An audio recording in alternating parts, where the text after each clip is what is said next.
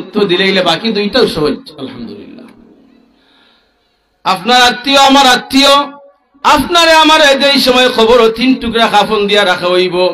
ফিরিস্তারা প্রশ্ন করার পর আল্লাহ কইবা, ও আমার ফিরিস্তারা রে, আমার এই গুলাম রে পাতলা 3 টুকরা কাফন ফরাইয়া, পাতলা 5 টুকরা কাপড় ফরাইয়া তার আত্মীয় স্বজনরা খবর রাখছে, মাটির মধ্যে রাখা গেছে, দুলাবালির মধ্যে রাখা গেছে, পানির মধ্যে রাখা গেছে, খাদার মধ্যে রাখা গেছে, ফিফিলিকার মধ্যে রাখা গেছে।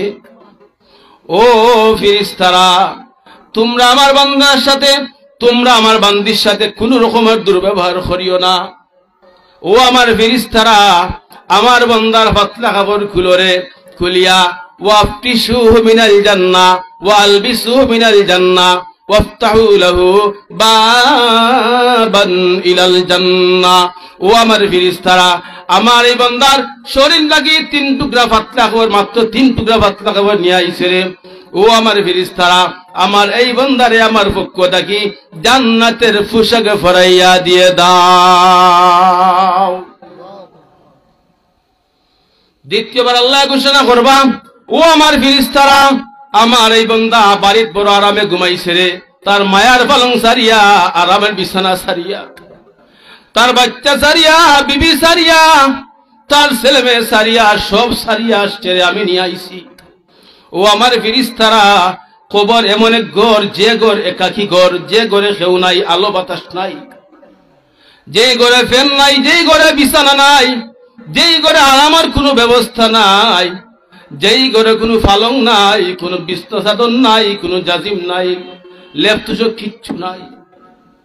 আল্লাহ রাব্বুল আলামিন ডাক দিয়ে বলবেন, ও আমার ফিরিস্তারা, ওয়াফরিশুহু মিনাল জান্নাহ, ও আমার ফিরিস্তারা রে, আমার এই বান্দার কবরের মধ্যে, আমার এই বান্দির কবরের মধ্যে আমার পক্ষ থেকে নিয়া জান্নাতি বিছানা বিছাইয়া দিয়ে দাও। একবার কি ভাবছি, আপনজন খবর রাখতে সময় কিলা রাখছি, আপনার মা, আপনার বাবা, আমার মা, আমার বাবা, দুনিয়ার সব মা বাপ কত কষ্ট করি আমরা লালন পালন করছি না। আমরা যদি ঠান্ডা লাগি যায়, যদি আমরা অসুস্থতা বাড়ি যায়, যদি আমরা বেমার পড়ি যাই, ওই মারে ওই বাবারে কত কিভাবে নিয়ে আমরা খবর রাখছি, দৃশ্যটা বুঝাইবার মতন না, সবর দানা দেখা আছে। আল্লাহ ডাক দিয়ে বলবা, ও আমার ফিরিস্তারা রে, আমার এই বান্দির, আমার এই গোলামের মাটির বিছানা রে, তোমরা মাটির বিছানা রাখিও না, তার এই কবরের মধ্যে তোমরা জান্নাতের বিছানা বিছাইয়া দাও। খুতবা শুনেননি পড়াও এই খুতবাটা, ওয়ালবিসুহু মিনাল জান্নাহ ওয়াফতাহু লাহু বাবান ইলাল জান্নাহ। আল্লাহ রাব্বুল আলামিন ঘোষণা করবেন, ও আমার ফেরেশতারা, আমার বান্দায় জান্নাতের পোশাক পরাও, আমার বান্দার খবরও, আমার বান্দির খবরও জান্নাতের বিছানা বিছাও। আর শেষ করিও না, ও আমার ফেরেশতারা, আমার এই গোলামের খবর বরাবরে, আমার বান্দির খবর বরাবরে জান্নাতের দরওয়াজা খুলে দাও। আল্লাহর বান্দা, আল্লাহর বান্দির খবর বরাবর আল্লাহ ফেরেশতার মাধ্যমে জান্নাতের পর্দা তুলিয়া দিবা, উঠাইয়া দিবা। বান্দা খবর থেকে, বান্দি খবর থেকে জান্নাত সারা দেখা, জান্নাতের নিয়ামত দেখবো, যেটার মধ্যে হাদিসে কুদসির মধ্যে যে জান্নাতের নিয়ামতের হালকা বর্ণনা আল্লাহ তাআলা আল্লাহ নবীর মাধ্যমে আমরা জানাইছি।